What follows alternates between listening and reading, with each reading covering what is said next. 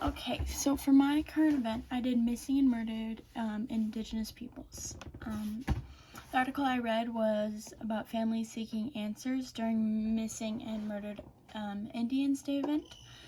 So May 5th is Missing and Murdered Indians Day. It's a day where you stand up and represent for those people who aren't here with us anymore, and their cases have gone cold, and everybody is basically given up looking for them besides their families. So May 5th is the day that we really honor that.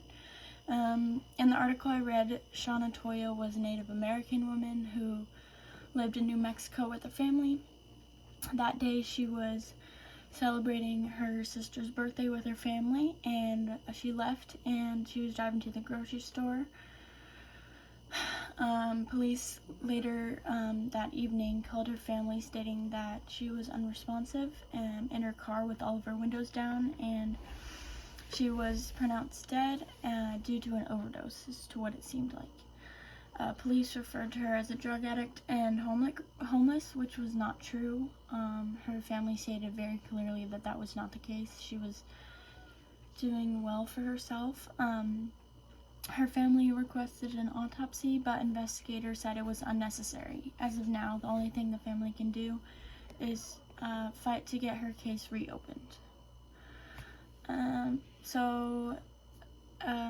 This is also part of the article, but because of this specific case, New Mexico's Indian Affairs Secretary Josette Monet's department is working on a resource guidebook for families and survivors.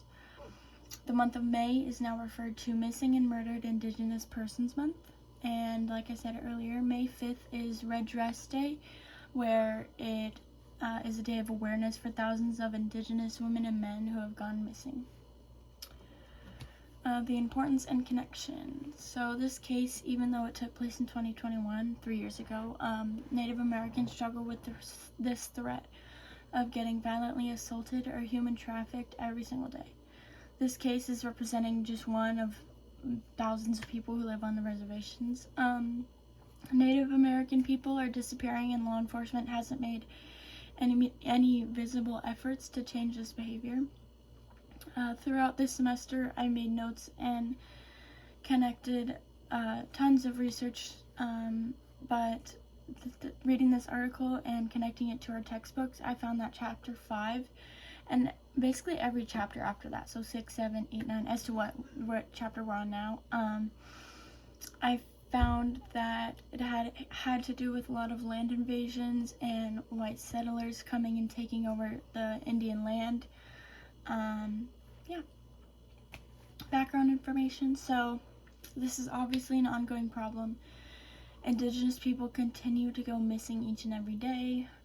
It continues to be dismissed, and not enough people are involved in this effort to change the issue.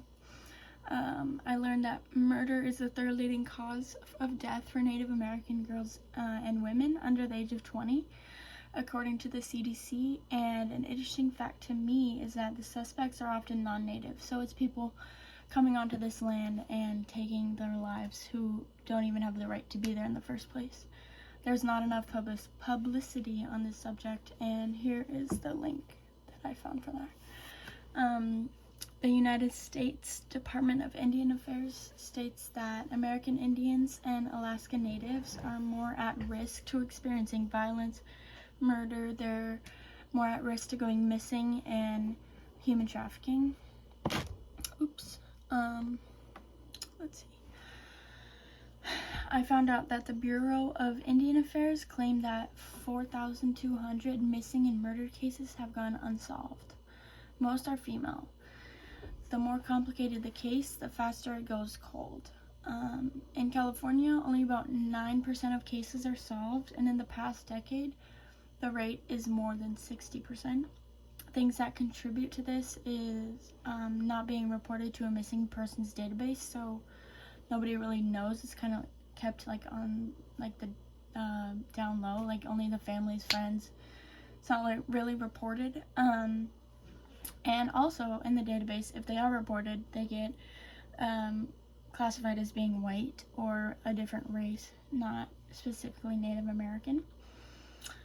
And these are some sites about it. Perfect, and that's going to conclude it. But I also wanted to go back to the publicity on this subject. So recently there was this show called Yellowstone, and I just wanted to relate to, like, I don't know, make a connection, I guess.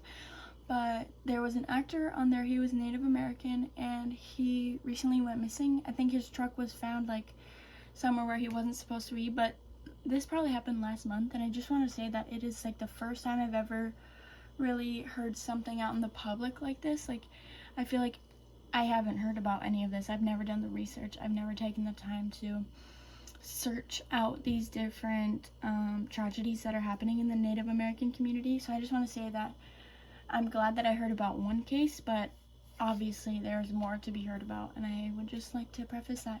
Anyways, thanks for listening.